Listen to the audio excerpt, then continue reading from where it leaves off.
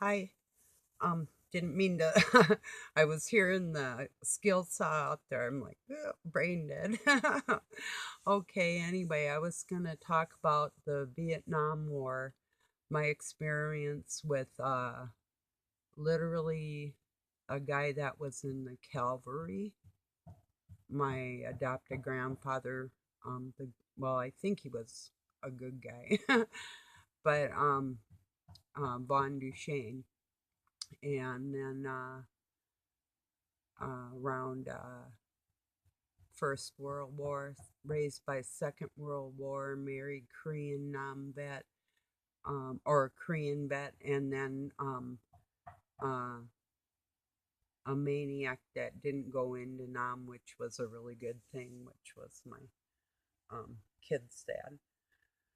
But anyway, every moral, God loving, I don't say fearing because you only fear God if you don't have Him in your heart. And then when He talks to you, then you have a reason to fear that.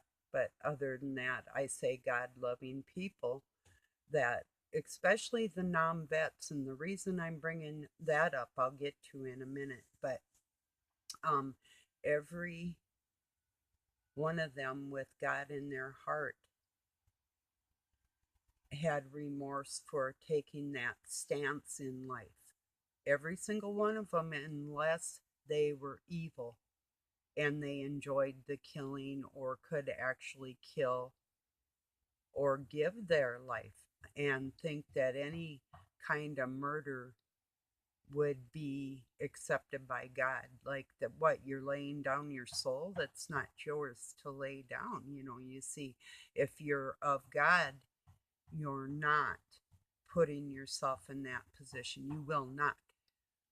Person with God in their heart will fight for their own lives and the lives of their loved ones in an immediate situation and people, injustices and that type of thing.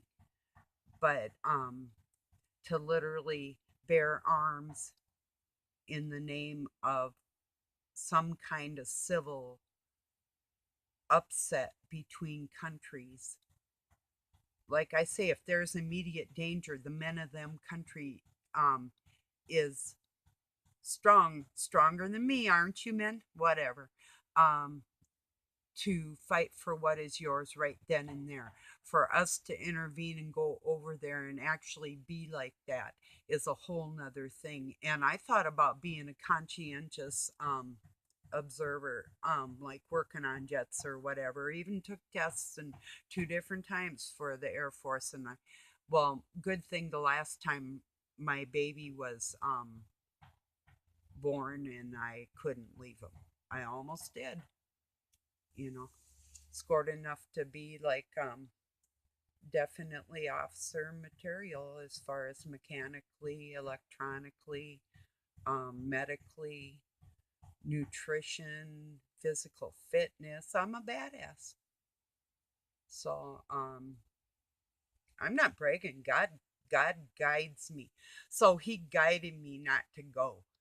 And a lot of my friends did go, and relatives and whatever, and we're sorry they did.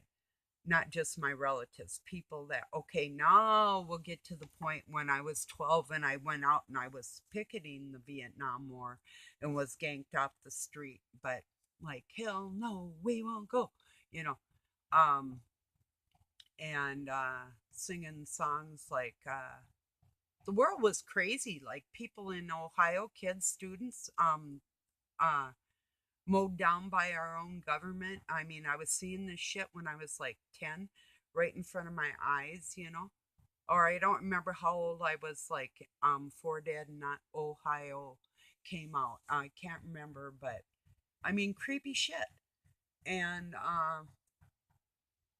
okay, but so I was 12, and at 12, I realized, starting my confirmation classes that same year, I was fully aware of the fact that they were trying to eliminate the blood of Christ. The last thing they wanted to do was get somebody with God in her heart, in his heart, on in the same era, thinking on the same level for one under God, like one representation, like candlesticks or whatever. Those two, the combination of one mind, not body, like a freaking Baphomet retard, but whatever, whatever. Um, and I think people with the grace of God within their heart fully realizes that. Um, the Holy Spirit carries like the feeling of both for us, like feeling the Father and the Spirit of Christ within ourselves, like that, like two things in one. And so, like I was talking to before about with the third eye and whatnot, when you're injured, is Satan will pound on that MFer, just bam, you're hurting there, bam, bam, your heart hurts, bang, bang, you know. That's what they do. They attack, even with words, with writing, physical things, something you eat, where you go, noises, different things. Constant barrage, and now our air, our water, our food, everything in our life's all messed up.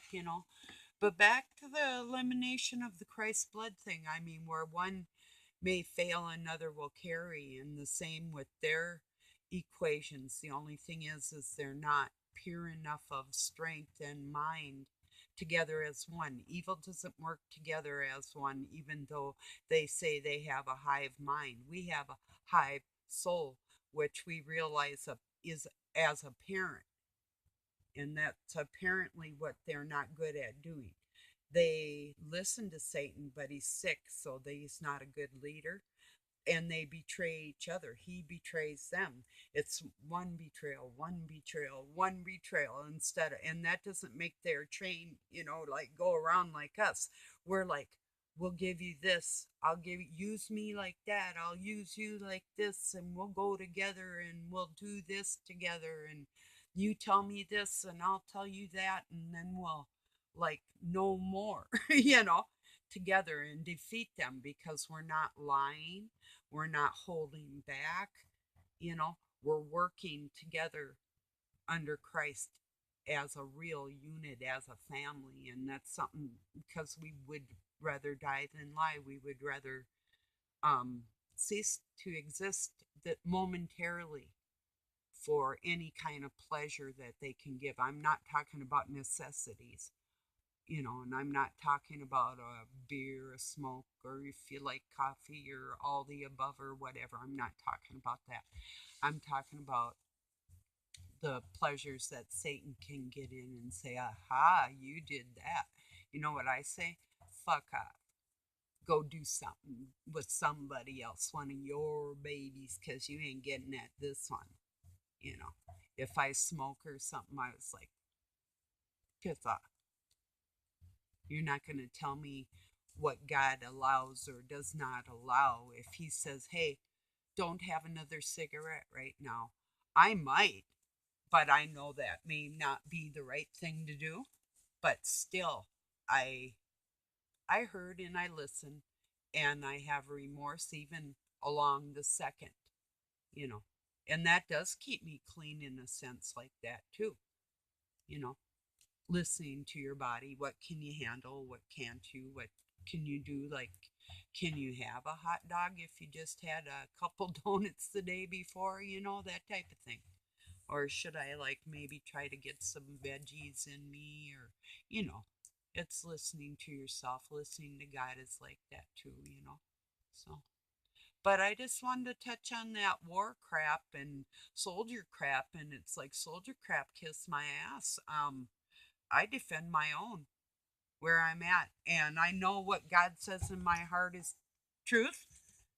And if you want to debate that, I'm sorry. And I'm sorry for people that were duped into dying for others under fake wars that were staged to make money, sell drugs, all kind of illicit, and Shanghai people and all the rest their crafty money making things that all entail all together, whatever, like anything goes, you know. Um, So yeah, I needed to touch on that because I love people. I respect ones that went in the service and thought you were actually doing me a favor or honoring me, and that I should honor you and as a human being, and probably your initial intent. Like a cop that went bad, maybe his initial intent was to get in there and actually help people. But what people got to realize is, well, what they got to realize is there should be no reason to have to defend yourself or anybody else. And that really is the bottom line. And you cannot, it's an oxymoron. They do not go together. God and war do not go together. Of course, there is revelations, but taking out demons and killing another human being isn't the same thing.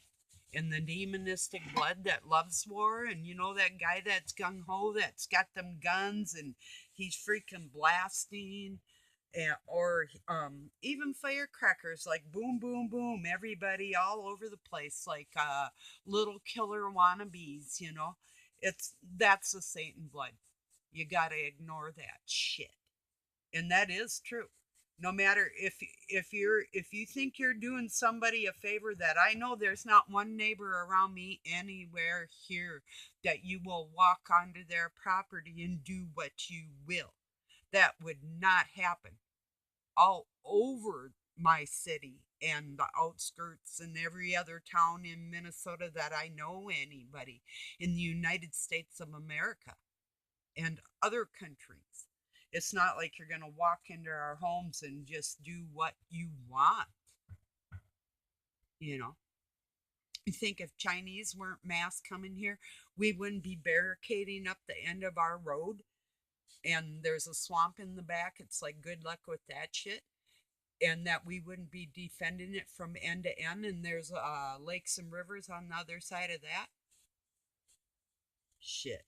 We'd be putting up propane fire bombs, like electrical current shit, with the knowledge from all. Oh man, we would fry their asses, blow them up. I mean, if war came to war in our home, we would take care of it, and likewise with anybody through the world.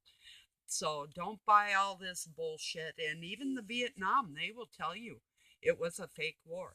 Yes, people died. A lot of people died on the pretense. And that's what all this is: pretense and sham and scam and bullshit and murder. And they prey upon it, and they prey upon real people, hoping to eliminate us. And that is people with God in their hearts. They want us gone. That's the bottom line. And no war is necessary. Now, if you truly have God in your heart and you still say, as an ex service person or a service person, I mean, I have a Facebook friend that is, and I told him, you know, I know my beliefs aren't the same as yours. Doesn't mean I hate you. Just consider, could you actually, like, if I was living in another country, kill me? And you say, you're my friend. I just, you know, asking straight up, you know. So that's the bottom line. I had to bottom line it. I had to tell you from my 12-year-old journey until 60 and a half years old that, and that's an awful long time to be realizing the truth. And reading the newspaper daily and news, and then just feeling with my own soul and meeting so many people in my travels and stuff, and just knowing better, with God in my heart, actually knowing better. So, I'm actually, this is pointed from a friend of mine that works with a vet that, um, what you got to do, like I did with my vet friends, is just, tell them the truth. You have God in your heart. Could you kill me? You know, just pretend I'm there, and you say you're my friend. No, kill me. Or just kill me because you don't have God in your heart and you say you do. Or how about if I just slap you because you don't have God in your heart so you can fucking kill me? You know? I mean, make your point. You know, get it out there, get it through somehow. That's what I do. I find, I dig into a person's soul and I pull it out and I fix it and I stick it back in. If it's not fixable, well, I got this little trash can out like that. So, anyway, I love y'all very much. Not sure if I'll be back tonight, but keep in mind I got upcoming thoughts on what this world is and what it's not. So, peace and love from Pine City, Minnesota, USA, and I love you very much. Have a good night.